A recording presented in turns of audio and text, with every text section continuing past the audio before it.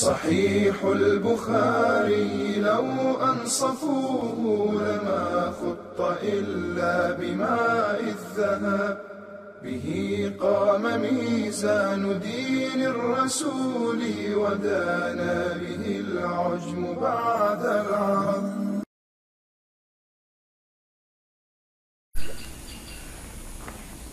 بسم الله الرحمن الرحيم.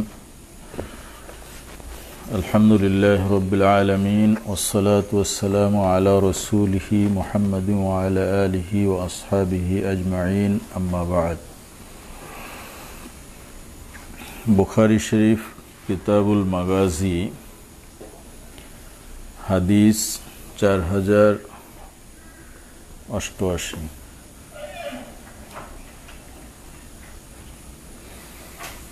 به قال حدثنا أبو معمر قال حدثنا عبد الوارث قال حدثنا عبد العزيز عن أنس قال بعث النبي صلى الله عليه وسلم 70 رجلا لحاجة يقال لهم القراء فعرض لهم حيان من بني سليم رعيل وزكوان عند بئر يقال لها بئر معونة فقال القوم والله ما إياكم أردنا إنما نحن مجتازون في حاجة للنبي صلى الله عليه وسلم فقتلوهم فدعا النبي صلى الله عليه وسلم عليهم شهرا في صلاة الغداة وذلك بدء القنوت وما كنا نقنط.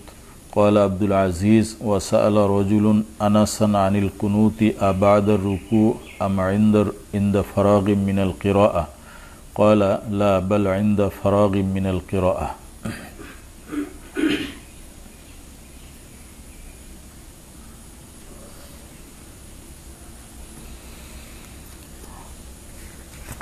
বাবের শিরোনাম ছিল বাবু গজওয়াতির রজি ওয়া রিইল ওয়া জাকওয়ান ওয়া বীর মাউনা ওয়া হাদিস ওয়া আদাল ওয়াল কারা ওয়া আসিম ইবনে সাবিত ওয়া খুবাইব ওয়া আসহাবি। বলছিলাম যে এই বাবের মধ্যে দুইটি বিষয়ে দুইটি গজওয়া সম্পর্কে আলোচনা করা হয়েছে। এর ভিতরে গজওয়াতুর রজি ওয়া হাদিস ওয়া আদাল ওয়াল কারা ওয়া আসিম ইবনে সাবিত ওয়া খুবাইব ওয়া আসহাবি এই এক ঘটনা, আর রিইল ওয়া জাকওয়ান ওয়া বীরে মাউনা এটা আরেক ঘটনা। তো প্রথম হাদিসে গজওয়াতুর রজি সম্পর্কে আলোচনা করা হয়েছে। আজকের হাদিসে দ্বিতীয় ঘটনা বীরে মাউনা সম্পর্কে আলোচনা। বলা হয়ে থাকে যে এই দুইটি যুদ্ধের খবর রাসূল পাক সাল্লাল্লাহু আলাইহি ওয়াসাল্লামের কাছে একই সময়ে পৌঁছেছিল। এজন্য এই মুনাসাবাতের কারণে দুই ঘটনা একই বাবের অধীনে ইমাম বুখারী রাহমাতুল্লাহ আলাইহি উল্লেখ করেছেন। বীরে মাউনার ঘটনা এটা চতুর্থ হিজরি সফর মাসে সংঘটিত হয়। ঐতিহাসিক সিরাতবিদদের ভিতরে কিছু ইখতিলাফ রয়েছে সময় সম্পর্কে। এখানে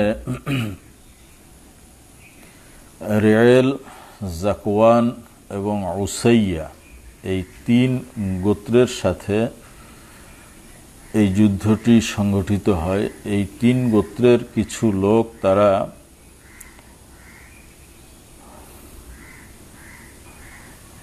এই ঘটনার সংগঠনের পিছনে দায়ী ছিলেন। রিইল বাতনুম মিন বনি সুলাইম ইউনসাবুনা ইলা রিইল ইবনে আউফ ইবনে মালিক। রিইল একটা গোত্রের নাম, রেলগাড়ি না, রিইল এটা বনি সুলাইম যে বড় গোত্র ছিল তার একটি শাখা। গোত্রের নামকরণ করা হয়ে থাকে সাধারণত কোনো ব্যক্তির নাম অনুযায়ী। তার বংশধর যারা হয় তারা ওই গোত্রের নামে, তাদের পূর্বপুরুষের নামে পরিচিত হয়। তো এই রেল গোত্র তাদের পূর্বপুরুষ ছিল রেল ইবনে আউফ ইবনে মালিক, তার নাম অনুযায়ী তাদের গোত্রের নামকরণ করা হয়েছে। তো বড় গোত্রকে একটা মানুষের সাথে তুলনা করা হয়। মানুষের যেরকম কি থাকে, পেট থাকে, উরু থাকে, এইরকম তারা গোত্রকে আবার ভাগ করত। বড় গোত্রের বাতান, ফাখিজ, এরকম কেতাবের মধ্যে দেখবা যে ফাখিজুম মিন বনি ফুলান, অমুক গোত্রের উরু মানে শাখা, এরকম বাতনুম মিন বনি ফুলান, অমুক গোত্রের পেট, অর্থাৎ এগুলো হলো বড় গোত্রের শাখা। তো রেল এটা বড় গোত্র বনি সুলাইম এর একটা শাখা। বাতনুম মিন বনি সুলাইম ইউনসাবুনা ইলা রেল ইবনে আউফ ইবনে মালিক। জাকওয়ান এটা বনি সুলাইমের আর একটা শাখা। বাতনুম মিন বনি সুলাইম ইউনসাবুনা ইলা জাকওয়ান ইবনে সালাবা। জাকওয়ান ইবনে সালাবার নাম অনুযায়ী এই অংশের নামকরণ করা হয়েছে। উসাইয়া বাতনুম মিন বনি সুলাইম, এটাও বনি সুলাইমের একটি শাখা। ইউনসাবুনা ইলা উসাইয়া ইবনে খুফাফ, উসাইয়া ইবনে খুফাফের নাম অনুযায়ী এই নামকরণ করা হয়েছে। তাহলে বুঝা গেল রেল, জাকওয়ান, উসাইয়া এই তিনটা গোত্র বনি সুলাইমের শাখা।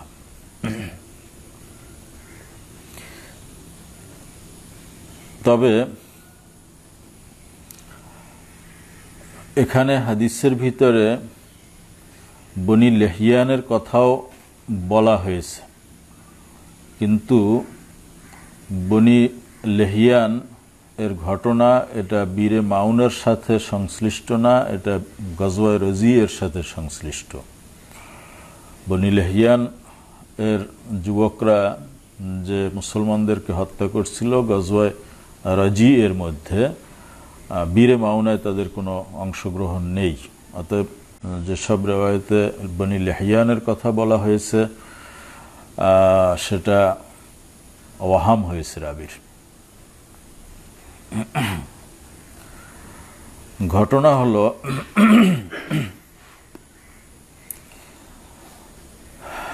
আবু বারা আমির ইবনু মালিক, নামগুলো মনে রাখতে হবে। আবু বারা আমির ইবনু মালিক, আবু বারা কুনিয়াত, তার আসল নাম হলো আমির, আমির ইবনে মালিক। উনি নাজদ এলাকার একজন মুরব্বী কিসমের গোত্র প্রধান, একজন নির্ভরযোগ্য ব্যক্তি। আতা ইলা রসুলিল্লাহি সাল্লাল্লাহু আলাইহি ওয়াসাল্লাম ফারাদা লাহু রাসূল সাল্লাল্লাহু আলাইহি ওয়াসাল্লাম আল ইসলাম। উনি রসুল পাক সাল্লাল্লাহু আলাইহি ওয়াসাল্লামের কাছে আসলেন, নবীজি তাকে ইসলামের দাওয়াত পেশ করলেন। ফালাম ইউসলিম ওয়ালাম ইউবঈদ আনিল ইসলাম, তিনি মুসলমানও হন নাই আর মুসলমান থেকে দূরেও থাকেন নাই। এর অর্থ হলো তিনি সরাসরি ডিনাই করেন নাই যে আমি মুসলমান না, কিন্তু আবার সরাসরি ইসলাম গ্রহণও করেন নাই। তিনি বলছিলেন যে আমি একা মুসলমান হইলে তো হবে না, আমার গোত্রে আরো অনেক লোক আছে, আপনি আপনার সাথীদের কিছু কয়েকজন নির্বাচিত করে যদি আমাদের গোত্রের নাজদ এলাকায় পাঠাইতেন, ফা দাউহুম ইলা আমরিকা রাজাউতু আন ইয়াস্তাজিবু লাক, তারা যদি আপনার দ্বীনের প্রতি মানুষকে দাওয়াত দিত তাহলে আমার আশা যে মানুষ তাদের ডাকে সাড়া দিত, মুসলমান হতো। অতএব আমি চাই না আমি মুসলমান হয়ে গিয়ে আমার কওমের মধ্যে একটা বিভেদ সৃষ্টি করি, বরং আপনার পক্ষ থেকে দায়ীরা গিয়ে যদি দাওয়াত দেয় আমি তাদেরকে সহযোগিতা করব, তাহলে তারাও সকলে মুসলমান হবে, আমিও মুসলমান হব। তার উদ্দেশ্য ভালো ছিল, কিন্তু রাসূল পাক সাল্লাল্লাহু আলাইহি ওয়াসাল্লাম নজদ সম্পর্কে ভালো ধারণা রাখতেন না। ইন্নী আখশা আলাইহিম আহলা নজদ, নবীজি বলেছেন তুমি যে প্রস্তাব দিয়েছো তা ঠিক আছে, তবে আহলে নজদের অধিবাসীদের ব্যাপারে আমি শঙ্কিত।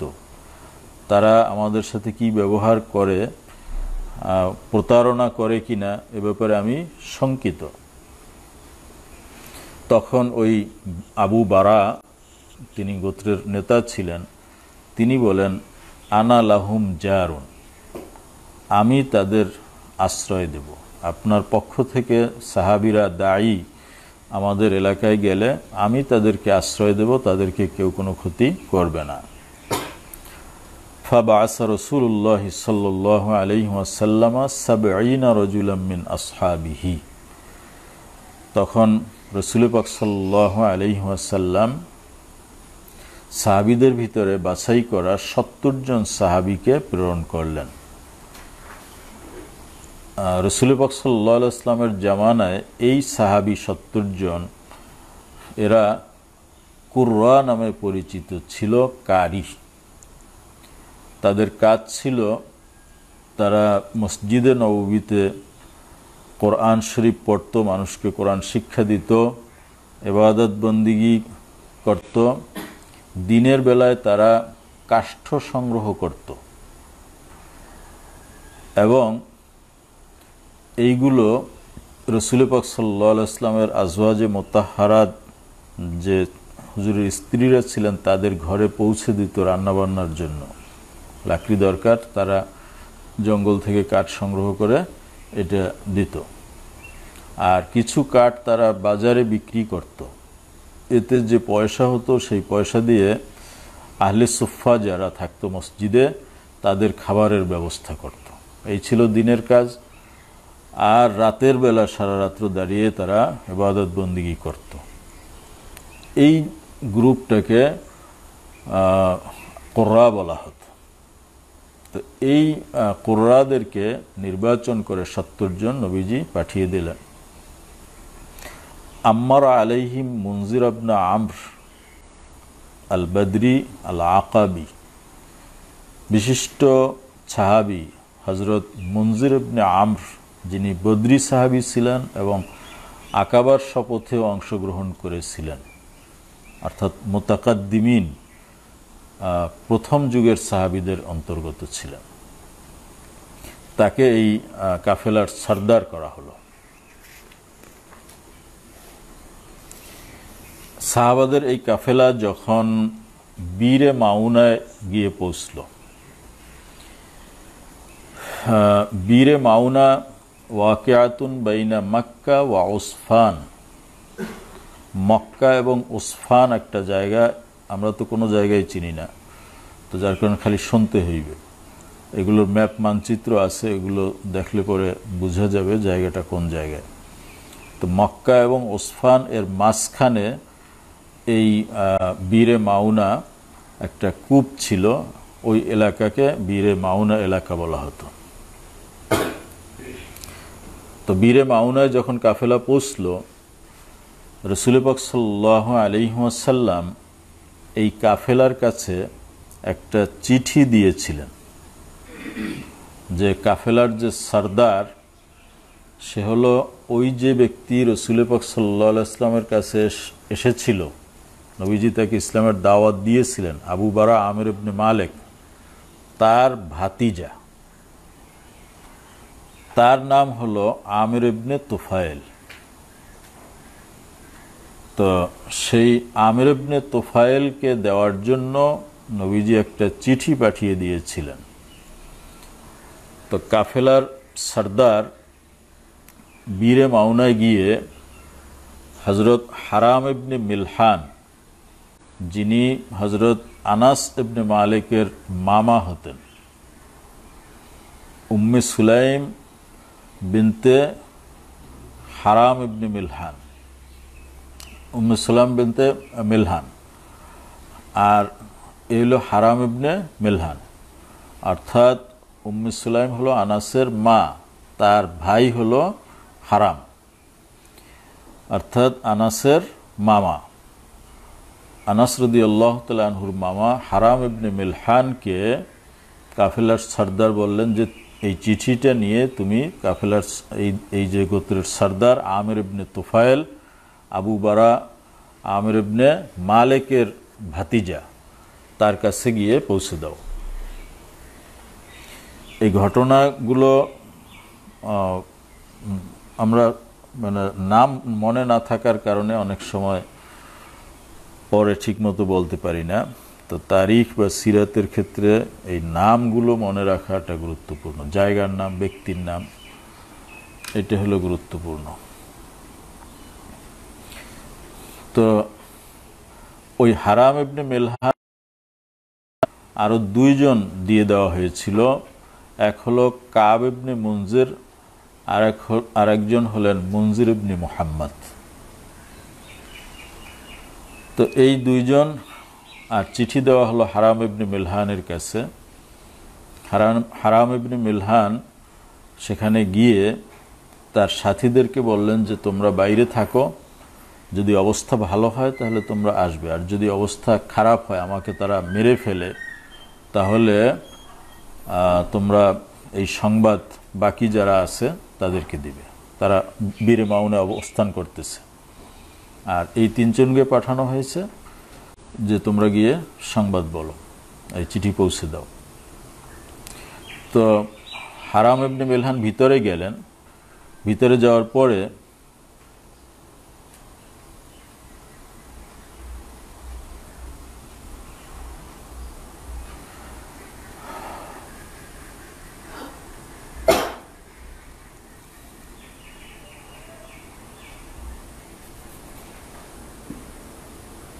ওই চিঠি তিনি দিলেন আমির ইবনে তুফাইলকে। ফালাম ইয়ানজুর ইলা কিতাবিন নবী সাল্লাল্লাহু আলাইহি ওয়াসাল্লাম, তিনি রাসূল পাক সাল্লাল্লাহু আলাইহি ওয়াসাল্লামের চিঠি খুলে পড়েও দেখলেন না।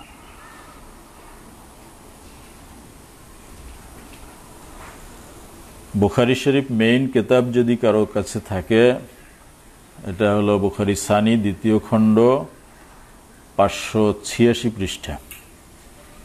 আর যদি হাদিস নং হলো 4088।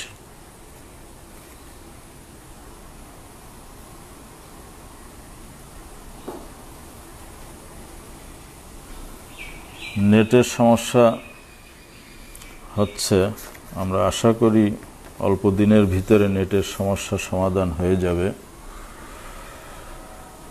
আচ্ছা, তো ওই আমির ইবনে তুফাইল সে কোনো চিঠি পড়ল না। ওয়া আওমা ইলা রাজুলিন ফাতাহু মিন খালফিহি ফাতানাহু ওয়া কাতালাহু, আগেই সে প্রস্তুত রেখেছিল, সে এক লোককে ইশারা করলো, সেই লোকটা পিছন থেকে এসে হারাম ইবনে মিলহানকে বর্ষা দ্বারা আঘাত করে তাকে হত্যা করে ফেলল। ওই যে দুই সাথী, তারা তো বুঝতে পারলো যে বিপদ, উনি ফিরে আসে নাই। তো তাকে হত্যা করার পরে এই আমির ইবনে তুফাইল সে তার গোত্র বনি আমের এর লোকদেরকে বলল যে অবশিষ্ট যারা বীরে মাউনায় আছে আমরা তাদেরকে আক্রমণ করে হত্যা করব। তিনি তার গোত্রের লোকদেরকে ডাকলেন। আবাও, তারা অস্বীকার করলো যে না, আমরা পারবো না। অস্বীকার করার কারণ হলো তার চাচা যে আবু বারা, তিনি এদেরকে আমান দিয়েছিলেন। নবীজি যে প্রতিনিধি দল তাদেরকে আশ্রয় দিয়েছিলেন না, এই ঘোষণা কওমের লোকদেরকে তিনি জানিয়ে দিয়েছিলেন। এজন্য কওমের লোকরা তাদেরকে আক্রমণ করতে রাজি হলো না। ওয়াকালু লান নুখফিরা জিওয়ারা আবি বারা, আবু বারা যে আশ্রয় দিয়েছেন আমরা সেটা লঙ্ঘন করতে পারি না।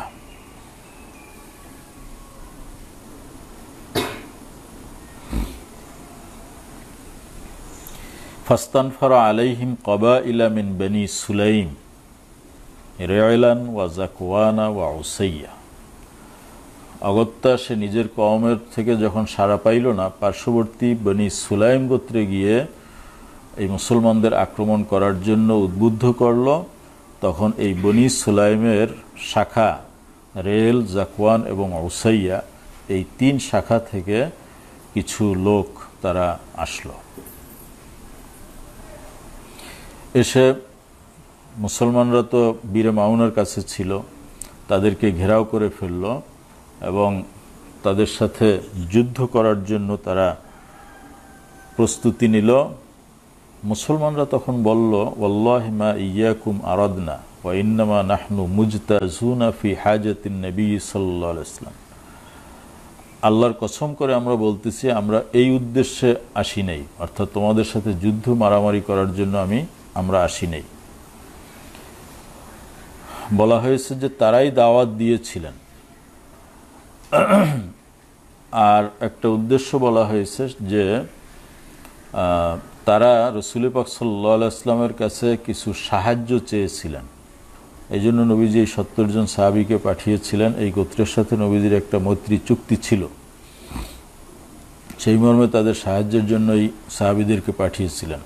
দ্বিতীয় উদ্দেশ্য দ্বীনের দাওয়াত দেওয়া, সেটাও একটা উদ্দেশ্য। তো আমরা যুদ্ধ করতে আসি নাই। তখন তারা তাদের কথা শুনল না।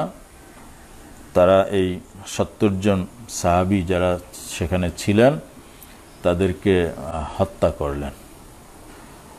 তবে কাব ইবনে যায়েদ ইবনে নাজ্জার এক সাহাবী, তিনি ওই লাশের ভিতরে ছিলেন। তারা মনে করছে যে উনিও মারা গেছে, কিন্তু আসলে তিনি মারা যান নাই, মুমূর্ষু অবস্থায় ছিলেন। ফাআশা হাত্তা উস্তুশহিদা ফি গাজওয়াতিল খান্দক, তিনি জীবিত ছিলেন এবং পরবর্তীতে খান্দকের যুদ্ধে তিনি মারা গিয়েছেন। আর 2 জন সাহাবী, তাদেরকে এই বীরে মাউনায় আসার পর কাফেলার যে উট আছে এদের ঘাস পানি পান করানোর জন্য দায়িত্ব দেওয়া হয়েছিল। আমর ইবনে উমাইয়া আদ-দামরি এবং মুনজির ইবনে উকবা আল আনসারি, তারা উট চরানোর জন্য দূরে উট নিয়ে গিয়েছিল। এদিকে 70 জন সাহাবী শহীদ হয়ে গেলেন, তাদেরকে সব মেরে রক্তাক্ত করে দেওয়া হলো, লাশের স্তূপ পড়ে গেল। দূর থেকে পাখি আসলো। এইরকম যুদ্ধের আসতো, আমাদের দেশেও আছে যে শকুন, যারা মরা মানুষের বা মরা প্রাণীর গোশত খায়। তো এইরকম পাখি আসলো সেখানে এই লাশ খাওয়ার জন্য। তারা দূর থেকে দেখে যে পাখি উঠতেছে, তারা দেখেই বুঝতে পারছে যে কোনো দুর্ঘটনা ঘটছে। তখন তারা আসলো, এসে দেখে যে হ্যাঁ, সাথী যারা ছিলেন সবাই মারা গিয়েছেন। তখন মুনজির ইবনে উমাইয়া, তিনি মুনজির ইবনে উকবাকে, আমর ইবনে উমাইয়া মুনজির ইবনে উকবাকে বললেন,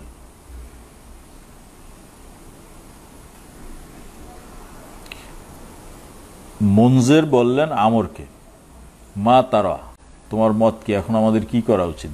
2 জন জীবিত যারা রাখাল ছিলেন, এখন আমরা কি করব? তখন আমর বললেন, আরা আন্নাল হাকা বি রাসূলিল্লাহি সাল্লাল্লাহু আলাইহি ওয়াসাল্লাম ফানুখবিরাহুল খাবার। আমর ইবনে উমাইয়া আদ-দামরি, তিনি বললেন, আমার মত হলো যে আমাদের এখান থেকে চলে যাওয়া উচিত, গিয়ে রাসূল পাক সাল্লাল্লাহু আলাইহি ওয়াসাল্লামকে এই ঘটনার সংবাদ বলা উচিত। আর মুনজির বললেন, লাকিন্নি মা কুনতু লিআরগাবা বিনাফসি আন মাউতিনিন কুতিলা ফীহিল মুনজির ইবনে আমর সুম্মা ক্বালা হাত্তা কুতিল। তিনি বললেন যে আমার এখান থেকে ফিরে যেতে মনে চায় না, আমার সাথীরা সবাই কি সুন্দর শহীদ হয়েছেন, এত বড় মর্যাদা লাভ করছেন, আমরা এখানে বিনা শাহাদাতে ফিরে যাব। আর আমাদের যে সর্দার ছিলেন মুনজির ইবনে আমর, তিনিও শহীদ হয়ে গেছেন। অতএব শাহাদাতের তামান্না আমার ভিতরে প্রবল হয়ে গেছে, আমি ফিরে যেতে চাই না, আমি এখানে মারা যেতে চাই। একা কার সাথে যুদ্ধ করবে? এই বলে তিনি তলোয়ার বের করে শত্রুর মোকাবেলা করার জন্য এগিয়ে গেলেন। তো শত্রু তাকে মেরে ফেলল।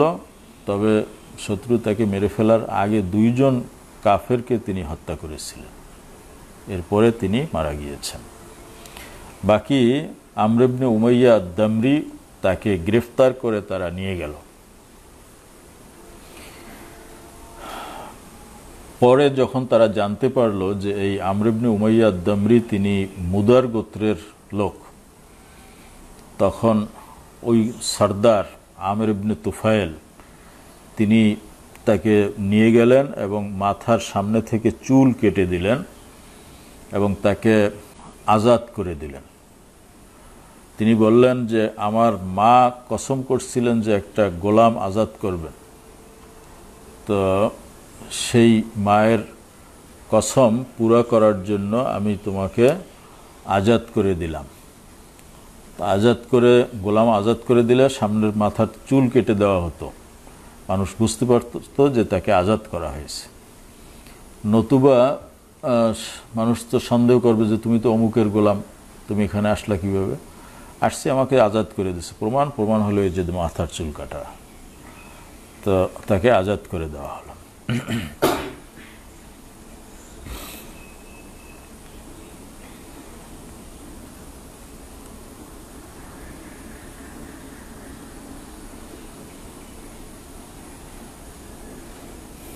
এরপরে ওনাকে আজাদ করে দেওয়ার পরে তিনি সেখান থেকে রওনা হয়ে মদিনা শরীফে আসতেছিলেন। পথিমধ্যে এক জায়গায় দেখেন যে এই বনি আমের গোত্রের দুইজন লোক তারা কোত্থেকে আসতেছে। এই গোত্রের লোকেরা তাদের 70 জনকে হত্যা করেছে। উনি চিন্তা করলেন যে এই দুইজনকে আমার মারতে হবে। তো তারা এই দুইজন যে আসছে তারা এই ঘটনার খবরও জানে না, তারা মদিনা শরীফ থেকে আসছেন।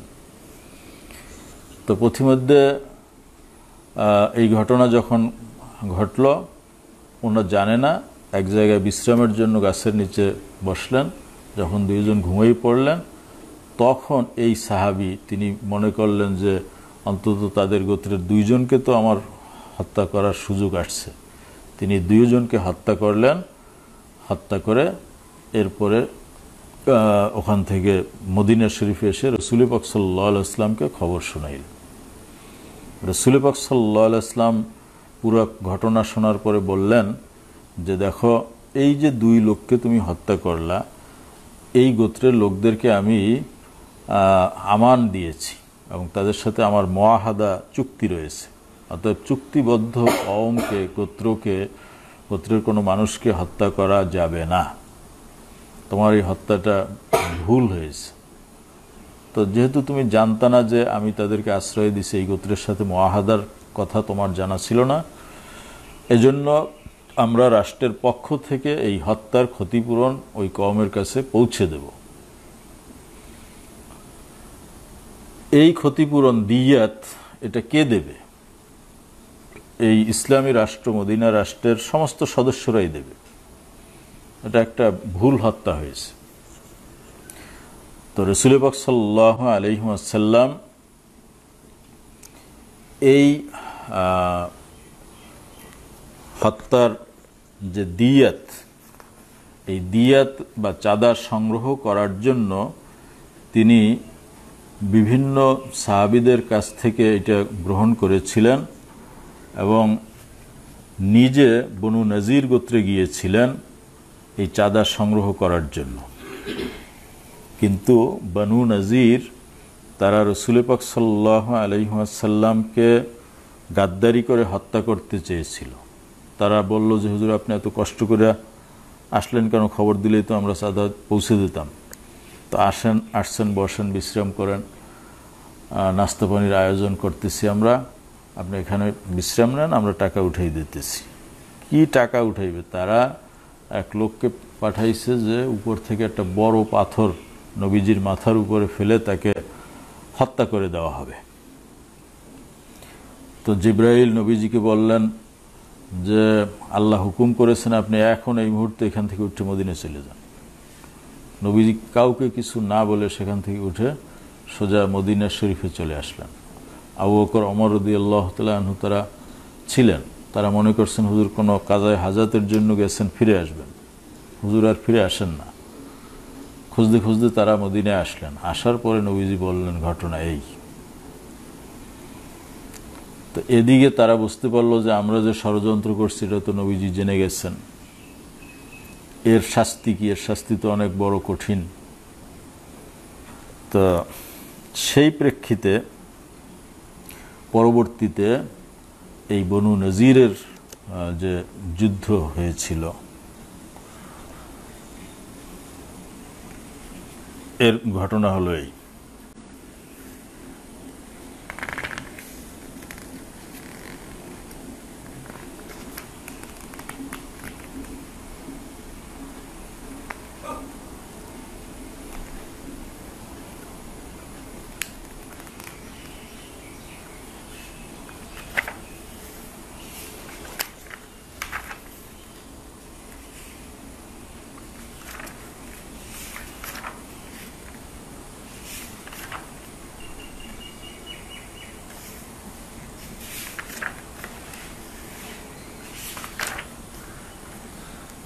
ভুল বলছি, বনু নাজির না, এটা হলো বনু কোরাইজা। বনু কোরাইজা গোত্রে যাওয়ার পরে তারা নবীজিকে হত্যা করতে চেয়েছিল। এই ষড়যন্ত্র ফাঁস হয়ে যাওয়ার পরে তাদেরকে শাস্তির জন্য আল্লাহর পক্ষ থেকে হুকুম দেওয়া হলো। তখন এই গজওয়ায়ে বনি কোরাইজা সংগঠিত হয়েছিল। তো এই হলো ঘটনা। এই যে বীরে মাউনার ঘটনা, এর সাথে বিশিষ্ট সাহাবী হযরত আমির ইবনে ফুহায়রা এর ঘটনার সম্পৃক্ত রয়েছে। তিনিও এই যুদ্ধে শহীদ হয়েছেন। তাকে হত্যা করেছিলেন জাব্বার ইবনু সুলমা। কেউ কেউ বলছেন আমির ইবনে তুফাইলি তাকে হত্যা করছেন, কাফেলার যে সর্দার ছিল ওই গোত্রের। তো তাতবিক এভাবে দেওয়া হয়েছে যে আসলে তাদেরকে যে হত্যা করা হয়েছিল সমস্ত হত্যার দায়ভার তো নেতার উপরে পড়ে। এই হিসেবে বলা হয়েছে যে আমির ইবনে তুফাইল তাকে হত্যা করেছেন, কিন্তু তিনি সরাসরি না, তার হুকুমে এই হত্যা করা হয়েছিল। সরাসরি হত্যা করেছিলেন জাব্বার ইবনে সুলমা। তো তার মারা যাওয়ার পরে, শহীদ হওয়ার পরে আশ্চর্য ঘটনা ঘটছিল যে তার লাশ ফেরেশতারা আসমানে উপরে উঠিয়ে নিয়ে গিয়েছিল। তো এই আশ্চর্য ঘটনা দেখার পরে ওই যে আমর ইবনে উমাইয়া আদ-দামরিকে বন্দী করা হয়েছিল, তাকে আমির ইবনে তুফাইল জিজ্ঞাসা করছিল যে তোমাদের এই লাশের ভিতরে এই লাশটার পরিচয় কি? তখন তিনি বললেন যে ইনি তো আমির ইবনে ফুহায়রা। তখন তিনি বললেন যে আমি তার ব্যাপারে আশ্চর্য ঘটনা দেখেছি যে তার মারা যাওয়ার পরে তার লাশ উপরে আসমানে উঠিয়ে নেওয়া হয়েছে, আবার জমিনে পরে রেখে দেওয়া হয়েছে। তো সেই হাদিস উল্লেখ করতে গিয়ে ইমাম বুখারী রহমতুল্লাহ আলাইহ একটা লম্বা হাদিস এনেছেন। যেহেতু এই আমির ইবনে ফুহায়রা তিনি হিজরতের সময়ে আবু বকর সিদ্দিকের সাথে এবং রাসূল পাক সাল্লাল্লাহু আলাইহি ওয়াসাল্লামের সাথে সাথী ছিলেন। তিনি আবু বকর সিদ্দিকের আজাদকৃত গোলাম ছিলেন। তো সেই প্রসঙ্গে এখানে হিজরতের হাদিসটি চলে আসছে আমির ইবনে ফুহায়রার আলোচনা প্রসঙ্গে।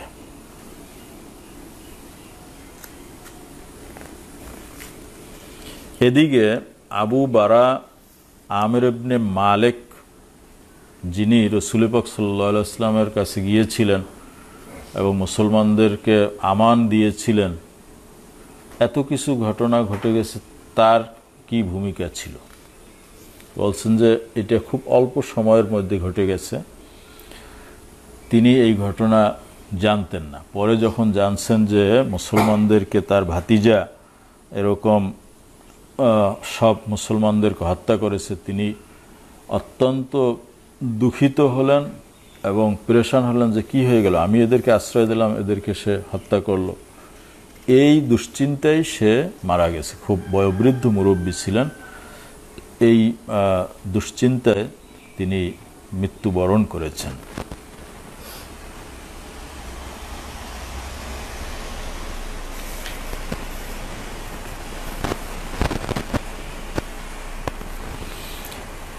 আর এই ঘটনার যে মূল নায়ক আমির ইবনে তুফাইল, পরবর্তীতে তার ভূমিকা কি ছিল? তার ভূমিকা ছিল সে পরবর্তীতে তার সাহস এত বেড়ে গেল যে সরাসরি মদিনা শরীফে এসে রাসূল পাক সাল্লাল্লাহু আলাইহি ওয়াসাল্লামকে তিনি একটা প্রস্তাব রাখলেন। প্রস্তাব হলো যে হয়তো নবুয়ত আমার সাথে আপনি ভাগাভাগি করে নেবেন, যে আপনার শহরের নবী থাকবেন আর গ্রামের এলাকার সব আমার, গ্রামের নবী থাকবো আমি। অথবা তিনটে প্রস্তাব।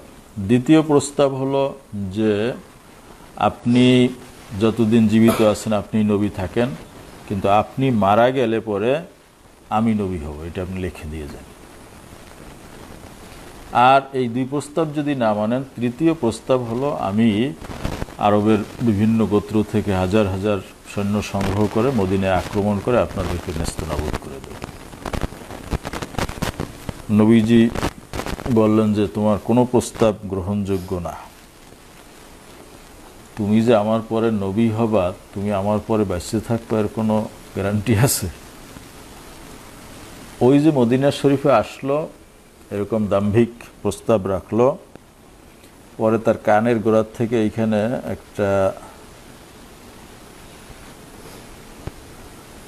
একটা ফোড়ার মতো উঠলো।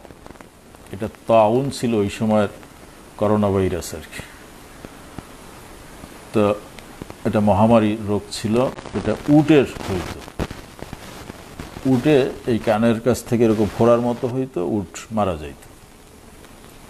তো সে এক মহিলার ঘরে আশ্রয় নিয়েছিল মদিনায় এসে। ওই ঘরে থাকা অবস্থায় তার কানের গোড়ায় এরকম বিস্ফোরা উঠল, মহামারী। সে বুঝতে পারলো যে এটা সাধারণ কোনো ফোড়া না, এটা মহামারী, আমার মৃত্যুর সময় হয়ে গেছে। তখন সে বলল যে আমি এরকম বিছানায় বসে মারা যেতে চাই না, আমাকে আমার সাওয়ারে আরোহণ করিয়ে দাও। ওনাকে ওনার ঘোড়ায় সাওয়ার করে দেওয়া হলো। উনি দেশে রওনা হলেন, পথিমধ্যে মারা গেলেন, ঘোড়ায় সাওয়ার অবস্থায় মারা গেল। এভাবে তার জীবন শেষ হয়ে গেল।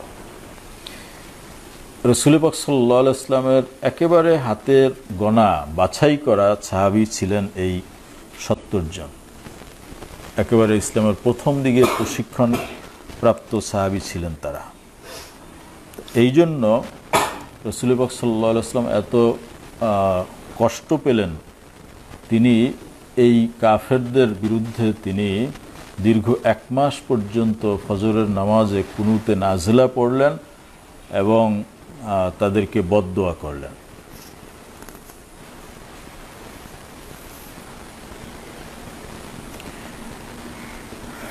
এই প্রসঙ্গে এখানে কুনুতে নাজলার রেওয়ায়াতগুলো উল্লেখ করা হয়েছে। মূলত এটা কিতাবুস সালাতের আলোচ্য বিষয়।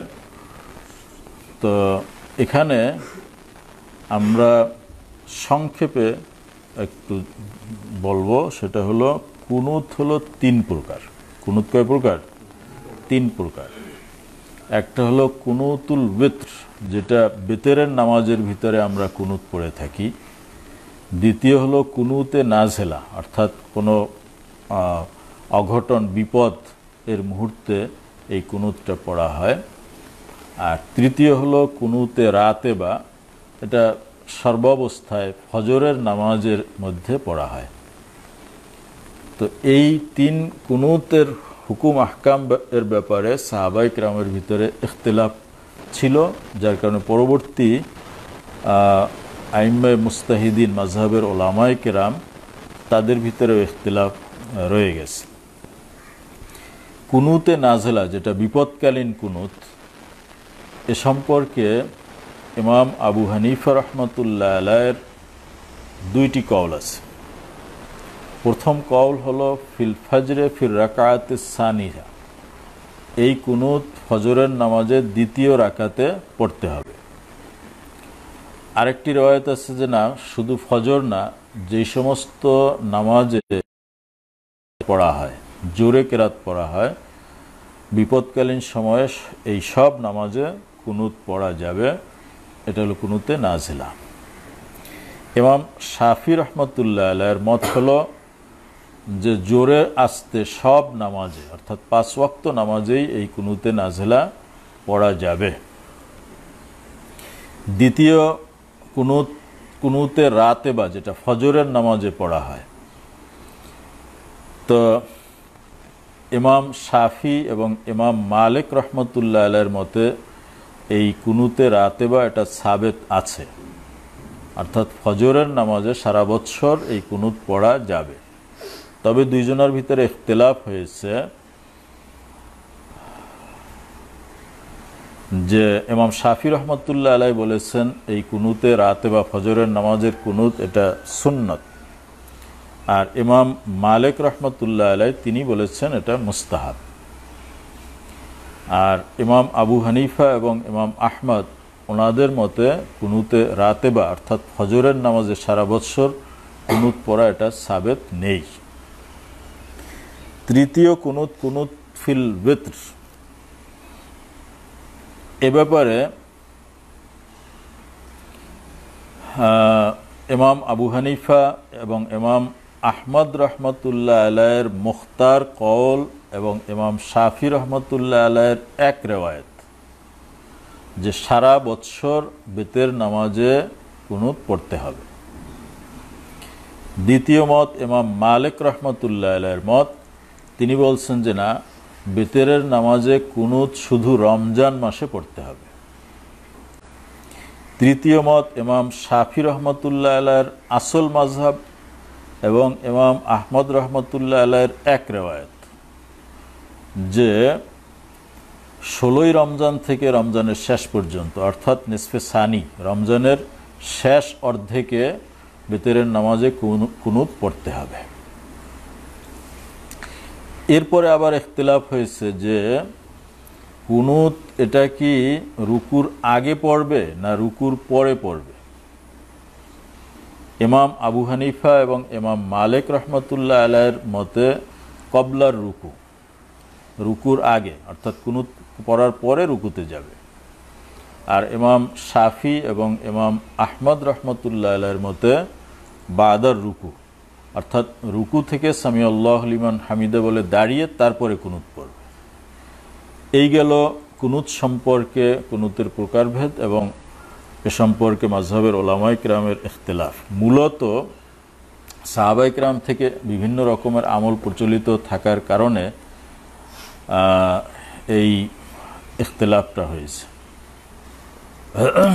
আমরা হাদিস পড়ি।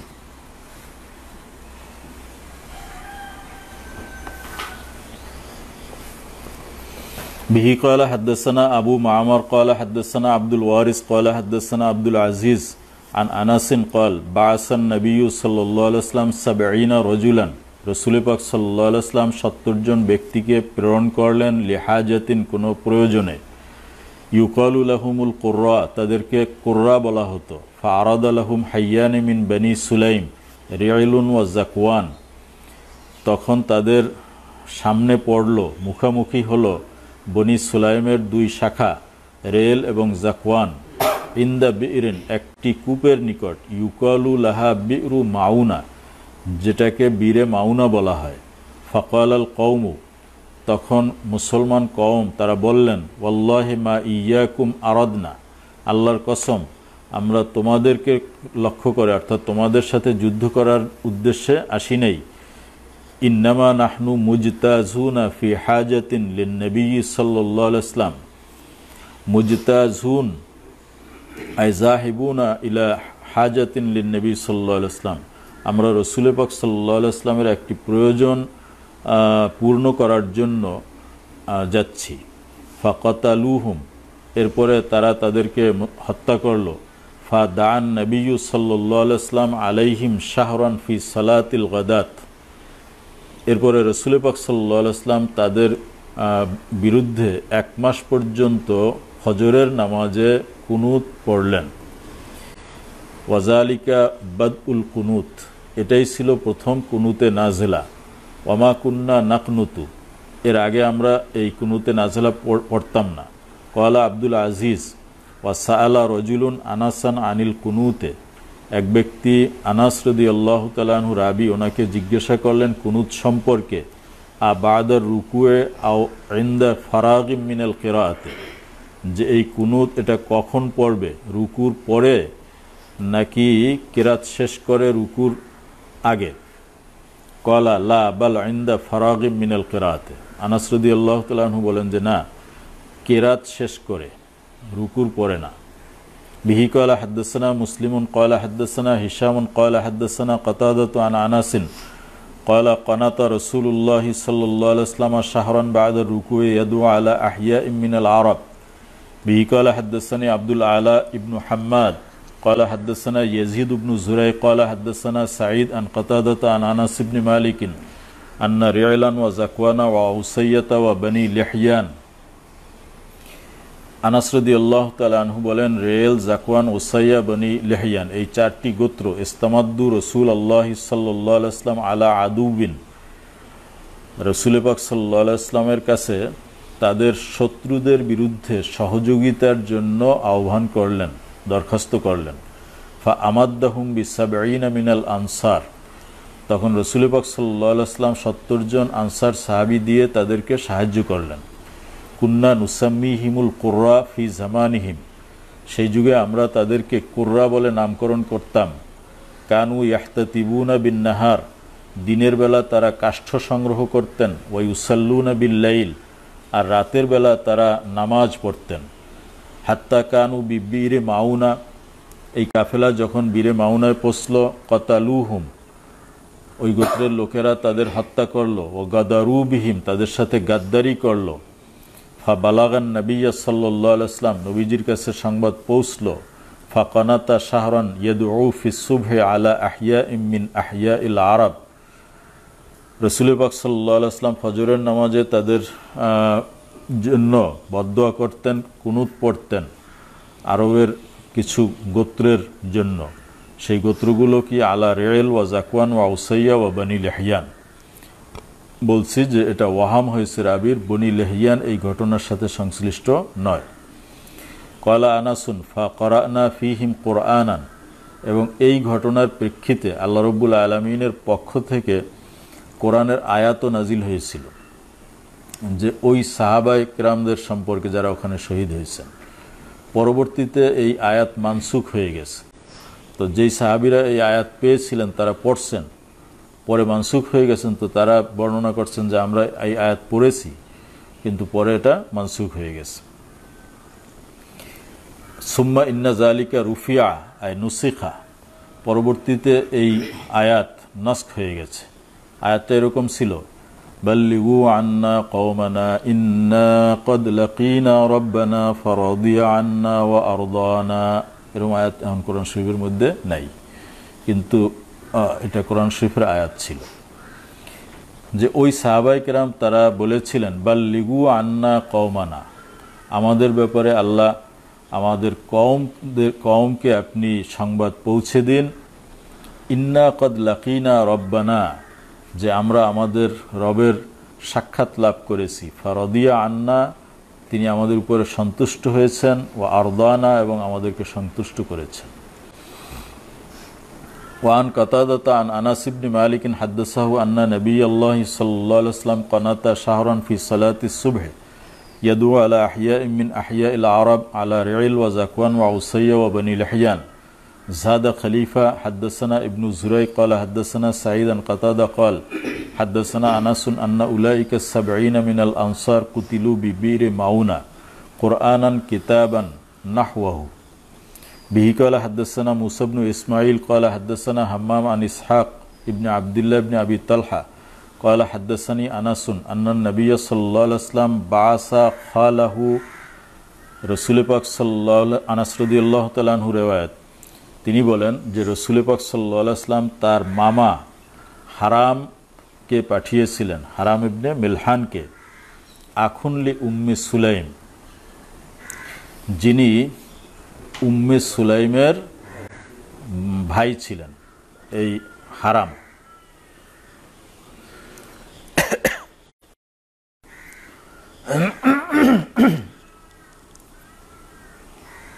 কমেন্টে একজন প্রশ্ন করছিলেন যে উম্মে সুলাইমের নাম কি, জানতে চেয়েছিলেন। উম্মে সুলাইম তার কুনিয়াত, তার নাম ছিল রুমাইসা বা গুমাইসা।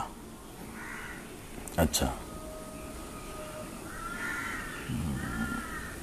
ফি সাবঈনা রাকিবান, 70 জন আরোহী এর সাথে নবীজি আনাস রাদিয়াল্লাহু তাআলা আনহুর মামা হারাম ইবনে মিলহানকেও পাঠিয়েছিলেন। ওয়াকানা রাইসুল মুশরিকিনা আমির ইবনে তুফাইল, আর এই রইসুল মুশরিকিন ছিল আমির ইবনে তুফাইল।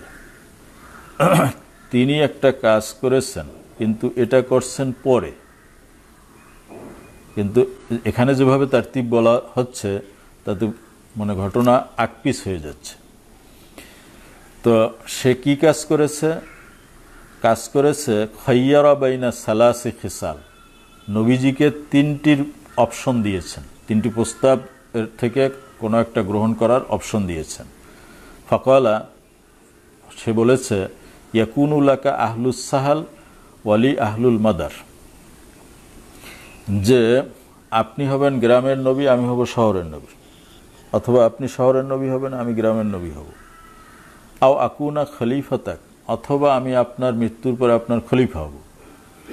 আও আকজুকা বি আহলে গাতফান বি আলফিন ওয়া আলফ, অথবা হাজার হাজার লোক গাতফান গোত্রের থেকে নিয়ে আমি আপনার সাথে যুদ্ধ করব, আপনি কোনটা চান?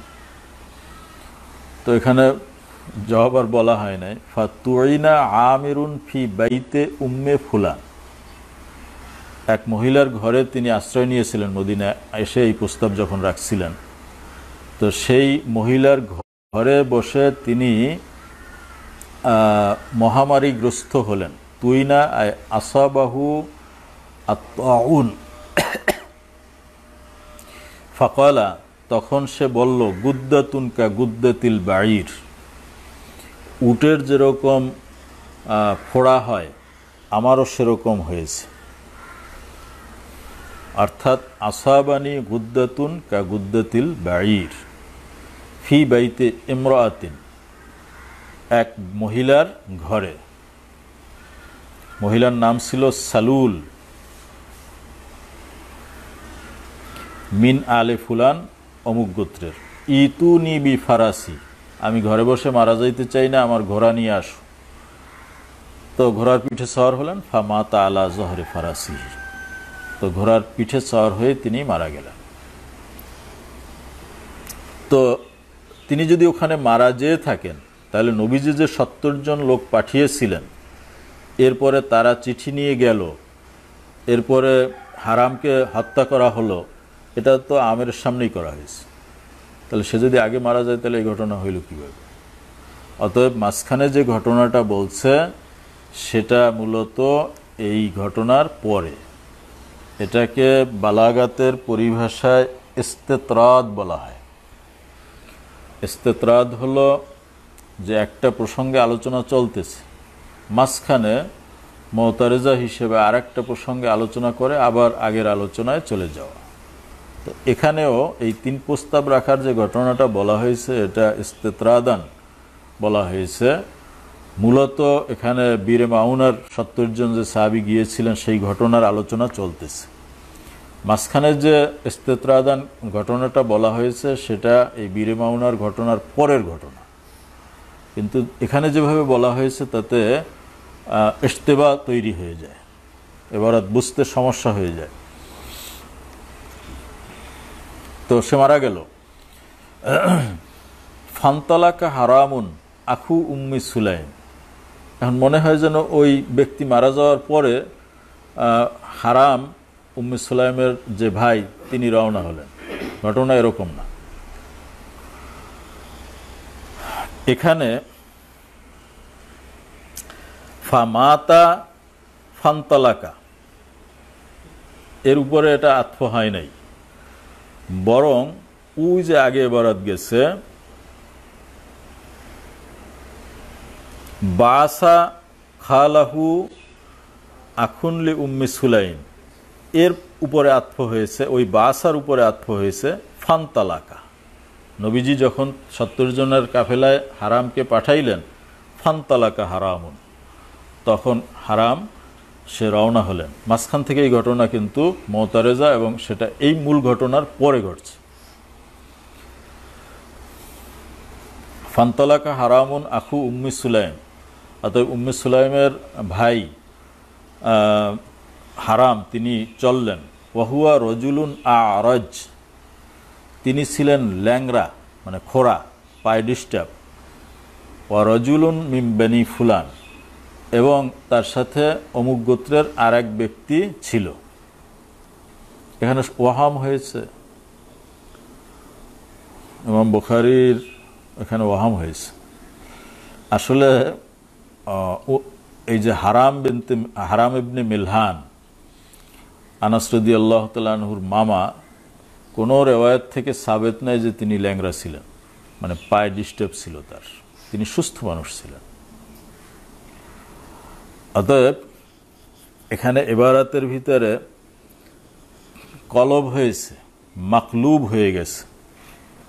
আসলে এইরকম হবে ইবারাত, ফান্তালাকা হারামুন আখু উম্মি সুলাইম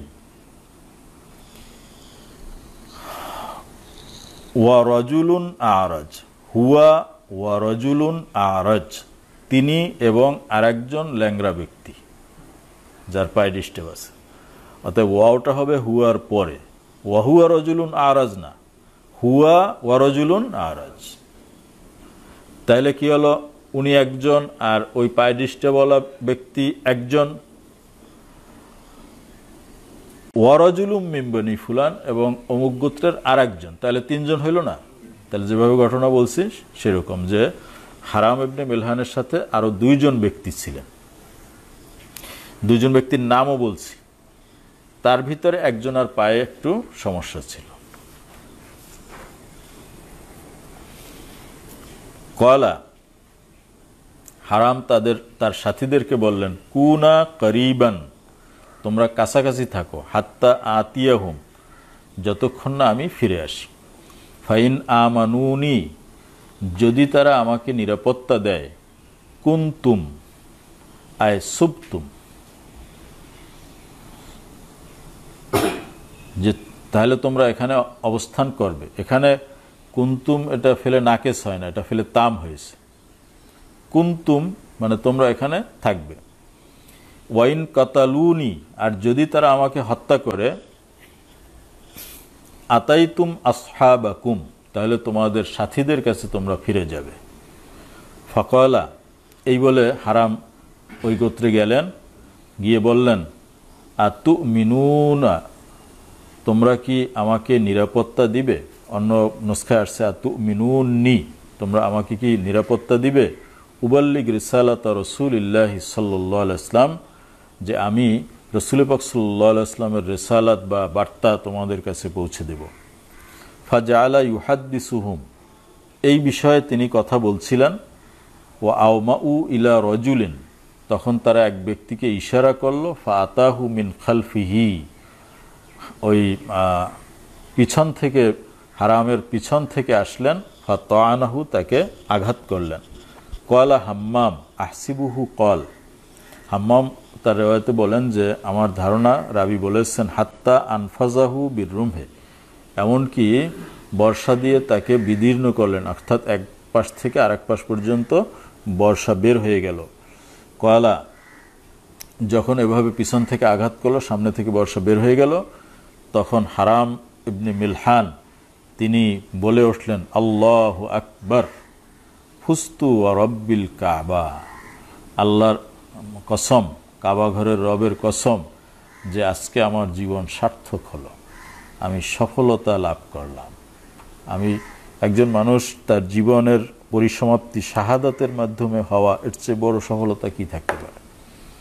এজন্য তিনি আল্লাহর শুকরিয়া জ্ঞাপন করলেন। সামনের রওয়ায়াত আসতেছে, তিনি এত খুশি হয়েছিলেন যে যখন তীর নিক্ষেপ করে সামনে থেকে বের হয়ে গেছে, অঝোর ধারায় রক্ত বের হচ্ছে তীরের মতো, তিনি সেই রক্তগুলো এভাবে হাতে নিলেন, নিয়ে চেহারা, মাথায়, সব জায়গায় এরকম লাগাইলেন, যে আমি আল্লাহর কাছে উপস্থিত হব, আমার সব শরীরে রক্ত থাকবে।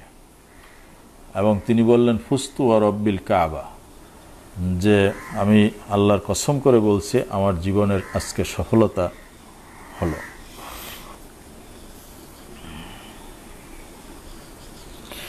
ফালাহিকার রাজুলু ফাকাতালু কুল্লাহুম, এই ফালাহিকার রজুলুর ব্যাপারে বেশ ইখতিলাফ হয়েছে এর ব্যাখ্যা করা নিয়ে। ফায়াহতামিলু আন ইয়াকুনাল মুরাদু বির রজুলি আল্লাযী কানা রফিকা হারাম।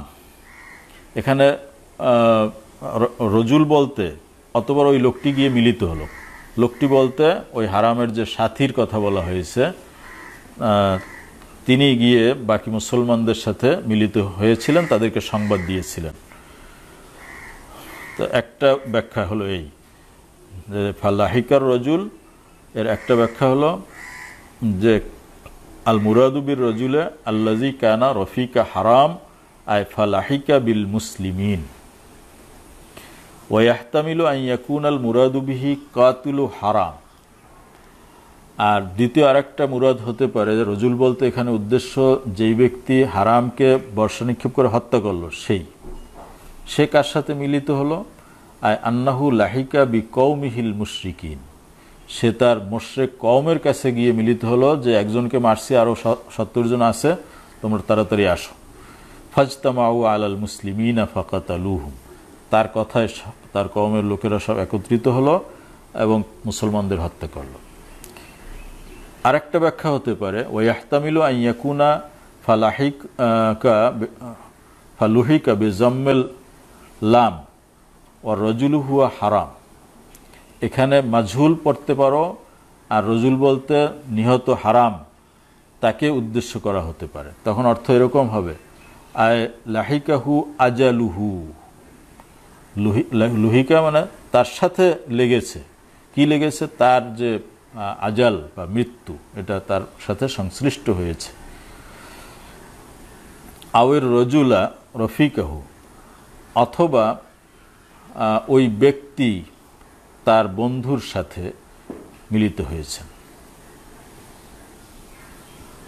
আয় আন্নাহুম লাই ইয়াকনুহু আন ইয়ারজিয়া ইলাল মুসলিমিন বাল লাহিকাহুল মুশরিকুন ফাকাতালুহু। অর্থাৎ তার সাথীকে তারা বাকি মুসলমানদের কাছে ফিরে যেতে দেন নাই, তাকে তারা হত্যা করলেন। এটা উদ্দেশ্য হতে পারে। নতুবা তাদেরকে যদি আগেই সংবাদ দিত, তাহলে এরা যে লোক সংগ্রহ করে গেল তার মধ্যে তারা পালাই যেতেন না। অকাতালু আসহাবু ওয়াহতামিলু আন ইউজবাতা আর রজুল বিসুকুনিল জিম। আর রজলু, তো যাই হোক, আরো অনেক ব্যাখ্যা আছে। ফা লুহিকা বা ফা লাহিকার রজুলু ফা কুতিলু কুল্লুহুম। সেখানে যারা ছিলেন মুসলমান সকলকে হত্যা করা হলো। গৈরুল আরাজ, ওই যেই লোকটার পায়ে সমস্যা ছিল সেই লোকটা ছাড়া। কানা আলা রাসি জাবালিন, সে একটা পাহাড়ের চূড়ায় ছিল। ফানজালাল্লাহু আলাইনা, তো পরবর্তীতে আমাদের ব্যাপারে কোরআন শরীফে আয়াত নাজিল হয়েছে। সুম্মা কানা মিনাল মানসুখ, পরে সেটি মানসুখ হয়ে গিয়েছে। আয়াত হলো আন্না কদ লাকিনা রব্বানা ফারাদিয়া আন্না ওয়া আরদানা ফাদাআন নবী সাল্লাল্লাহু আলাইহি ওয়াসাল্লাম আলাইহিম সালাসিনা সাবাহান আলা রিল ওয়া যাকওয়ান ওয়া বনি লিহয়ান ওয়া উসাইয়া আল্লাযিনা আসাউল্লাহ ওয়া রাসূলহু বিহি ক্বালা হাদাসানি হিব্বান ক্বালা আখবারনা আব্দুল্লাহ ক্বালা আখবারনা মা'মার ক্বালা ওয়া হাদাসানি সুমামাহ ইবনে আব্দুল্লাহ ইবনে আনাস আন্নাহু সামি'a আনাস ইবনে মালিক ইয়াকুল লাম্মা তুইনা হারাম ইবনে মিলহান ওয়া কানা খালাহু ইয়াউমা বি'r মাউনা ক্বালা বিদ্দাম আই আখাযা বিদ্দাম বিকাফিহি। তিনি শহীদ হওয়ার সময় তার হাতের কোষে রক্ত ধারণ করলেন। হাকাজা, এভাবে মানে ইশারা করে দেখালেন। ফা নাদাহাহু আলা ওয়াজহিহি ওয়া রাসিহি, এরপরে সেই রক্ত চেহারা এবং মাথায় ছিটিয়ে দিলেন। সুম্মা ক্বালা, এরপরে বলেছিলেন ফুস্তু ওয়া রাব্বিল কাবা। বিহি ক্বালা হাদাসানি উবাইদ ইবনে ইসমাঈল ক্বালা হাদাসানা উসামাতু আন হিশাম আন আবিহি আন আয়েশা ক্বালাত। এখানে সেই আমির ইবনে ফুহাইরের ঘটনা বলতেছে। এই জন্য এখানে ওই হিজরত থেকে শুরু করেছে আলোচনা, যে হিজরতের ঘটনায় তিনি আবু বকর এবং নবীজির সাথী ছিলেন। আয়েশা সিদ্দিকা রওয়ায়াত করেন ইস্তাজানান নবিয়্যা সাল্লাল্লাহু আলাইহি ওয়াসাল্লাম আবু বকরিন ফিল খুরুজে, রাসূল পাক সাল্লাল্লাহু আলাইহি ওয়াসাল্লামের কাছে আবু বকর সিদ্দিক তিনি খুরুজ মানে হিজরত, মদিনায় হিজরত করার জন্য অনুমতি চাইলেন। হিনা ইস্তাদ্দা আলাইহিল আযা, যখন তার উপরে কাফেরদের শাস্তি খুব বেড়ে গেল। তিনি তো প্রথমে আবু বকর সিদ্দিক রাদিয়াল্লাহু তাআলা আনহু হাবশায় হিজরত করার নিয়তে মক্কা থেকে বের হয়ে গিয়েছিলেন।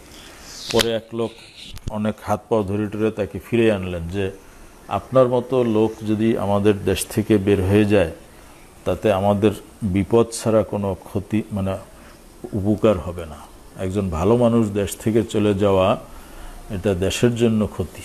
আপনি ভিন্ন ধর্মের হতে পারেন, কিন্তু আবু বকর রাদিয়াল্লাহু তাআলা আনহুর গ্রহণযোগ্যতা আরবে এত বেশি ছিল যে তিনি হিজরত করতে যখন গেলেন তখন তাকে কাফেররাই আবার ফিরিয়ে নিয়ে আসলেন যে না, আপনাকে যাইতে হবে না, আপনি যেভাবে ইচ্ছা ইবাদত বন্দেগী করেন, কেউ আপনাকে বাধা দেবে না। তখন আবু বকর সিদ্দিক রাদিয়াল্লাহু তাআলা আনহু বাড়ির আঙ্গিনায় একটা মসজিদ বানাইলেন। মসজিদ বানাই সেখানে সারাদিন ইবাদত বন্দেগী করতেন। তখন এটা আর একটা ফিতনা হয়ে গেল যে উনি কাউকে কিছু বলেন না, কিন্তু রাস্তার পাশ থেকে যাওয়ার সময় মানুষ আবু বকরের ইবাদত দেখে, তার কান্নাকাটি, বিশেষ করে মহিলারা দেখে সবাই ইসলামের প্রতি আকৃষ্ট হয়ে যাচ্ছে শুধু তার ইবাদত বন্দেগী দেখে। তো কাফেররা পরিকল্পনা করল এবং আবু বকরকে বলল যে তো আর এক সমস্যা, যে আপনি একটু ঘরে যেয়ে ইবাদত করেন যাতে আমাদের মহিলারা না দেখে। তো যাই হোক, আবু বকর সিদ্দিক প্রথমে নবীজির কাছে হিজরতের অনুমতি চাইলেন। ফাকালা লাহু আকিম, নবীজি বললেন যে আর একটু থাকো, এখনো তোমাকে হিজরত করার ব্যাপারে আল্লাহর পক্ষ থেকে অনুমতি হয়নি। ফাকালা ইয়া রাসূলাল্লাহ আতাতমাউ আন ইউযানা লাক, তখন আবু বকর সিদ্দিক বললেন ইয়া রাসূলাল্লাহ, আপনি কি আশাবাদী যে আপনাকে হিজরত করার অনুমতি দেওয়া হবে? ফাকানা রাসূলুল্লাহ সাল্লাল্লাহু আলাইহি ওয়াসাল্লাম ইয়াকুল ইন্নী লা আরজু যালিক, নবীজি বললেন যে হ্যাঁ, আমি তো এমনটাই আশা করি। ক্বালা ফান্তাজারাহু ফাকালা লাহু আকি ক্বালা ফান্তাজারাহু আবু বকরিন, তো আবু বকর অপেক্ষায় থাকলেন। ফাতাহু রাসূলুল্লাহ সাল্লাল্লাহু আলাইহি ওয়াসাল্লাম যাতা ইয়াউমিন যুহরান, কোনো একদিন জোহরে মানে দুপুর বেলায় আবু বকরের বাড়ি নবীজি আসলেন। ফানাদাহু, বাইরে থেকে ডাকলেন। ফাকালা উখরুজ আখরিজ মান ইনদাক, আপনি বের হয়ে আসুন অথবা আপনার ঘরে যারা আছে তাদেরকে বের করে দেন। ফাকালা আবু বকরিন ইন্নামা হুমা ইবনাতাই, এখানে তো আছে শুধু আমার দুই মেয়ে আয়েশা এবং আসমা, এর ভিতরে একজন তো আপনার স্ত্রী, তা এখানে তো আর বাইরের কেউ নেই। ফাকালা, তিনি নবীজি ঘরে গেলেন, এরপরে তাকে বললেন আশারতা আন্নাহু কদ উজিনালি ফিল খুরুজ, তোমার খবর আছে আল্লাহ তো আমাকে মদিনাত হিজরত করার হুকুম দিয়ে ফেলেছেন, মক্কা থেকে বের হয়ে যাওয়ার হুকুম হয়ে গেছে, অনুমতি হয়ে গেছে। ফাকালা ইয়া রাসূলাল্লাহ আস-সুহবা, আবু বকর তখন বললেন সাথে নিয়ে আমারে। আই উরিদু সুহবাতাকা, তিনি একটা শব্দ ব্যবহার করছেন আস-সুহবা, বেশি কথা বলাটা আদব না। রাসূল পাক সাল্লাল্লাহু আলাইহি ওয়াসাল্লাম জবাব দিয়েছেন আস-সুহবা, উনি বলছেন আস-সুহবা। ফাকালা নবী সাল্লাল্লাহু আলাইহি ওয়াসাল্লাম আস-সুহবা, নবীজি বলছেন যে হ্যাঁ, যে আমি তোমাকে আমার সোহবত দেব, এত লম্বা কথা না বলে বলছি কি সোহবত। তো বন্ধু যারা হয়, ঘনিষ্ঠ যারা হয়, তাদেরকে লম্বা কথা বলা লাগে না, এক কথায় তারা এক বাক্য বুঝে নেয়, এরকম না? তোমার একান্ত ঘনিষ্ঠ যে তাকে লম্বা করে বলা লাগে? একটা কথা বললেই সে বোঝে। এরকম বন্ধু যারা, তাদের ভিতরে কিছু রুমুজ থাকে যেগুলো তারাই বোঝে, যে এক বললে কি, দুই বললে কি, এটা সেই বুঝবে, অন্য কেউ বুঝবে না। আচ্ছা, ক্বালা ইয়া রাসূলাল্লাহ ইনদি নাকাতান কদ কুনতু আদাততুহুমা লিল খুরুজ। হুজুর, আমার কাছে দুইটি উটনি আছে। উটনি কেন, উট না কেন? এক কাজে দুই কাজ হয়ে যাবে, সাওয়ারির কাজও হবে আর দুধও খাওয়া যাবে। আর যদি পুরুষ উট হয়, সাওয়ারির ক্ষেত্রে সেটা ভালো যদিও, কিন্তু দুধ তো দেবে না। এই জন্য দুইটি ভালো উটনি তিনি রেডি করে রেখেছিলেন। কুনতু আদাততুহুমা লিল খুরুজ, হিজরতের জন্য আমি এটা প্রস্তুত রেখেছি। ফাআতান নবিয়্য সাল্লাল্লাহু আলাইহি ওয়াসাল্লাম ইহদাহুমা, এই দুইটি উটনির ভিতরে একটি আবু বকর সিদ্দিক নবীজিকে দিয়ে দিলেন। ওয়াহিয়াল জাদআ, এটা ছিল কান কাটা। তাহলে যেটা খারাপ, কান কাটা, এটা নবীজিকে দিলেন, উনি ভালোটা রাখলেন। আসলে জাদআ মানে হলো কান কাটা, কিন্তু এটা উটের সিফাত না, এটা উটের ইসমে আলাম, অর্থাৎ ওই উটটার নাম ছিল কানকাটা, কিন্তু আসলে কানকাটা ছিল না। অনেকে নাম রহে না কালামি, আসলে কালা না, সুন্দর। তো এটা নাম, এটা তার সিফাত না।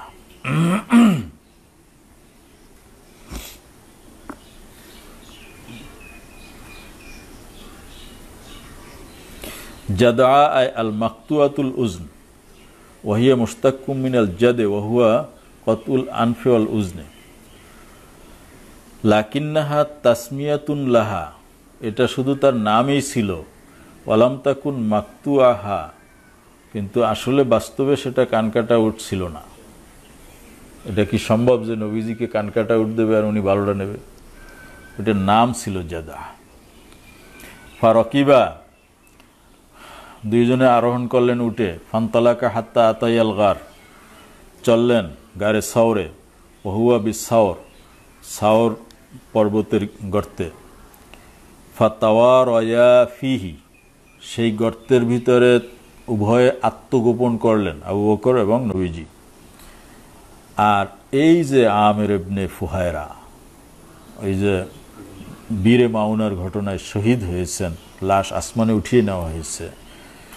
ফাকানা আমির ইবনে ফুহায়রা গোলামান লি আব্দুল্লাহ ইবনে তুফাইল ইবনে সাখবারা বা সুখবারা আখু আয়েশা লি উম্মিহা।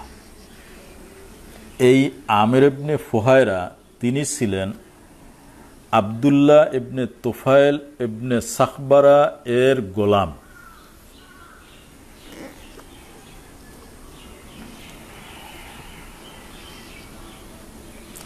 এখানে একটু ভুল হয়েছে। আসলে আব্দুল্লাহ ইবনে তুফাইল ইবনে সাখবারা কোনো ব্যক্তি না, তুফাইল ইবনে আব্দুল্লাহ ইবনে সাখবারা।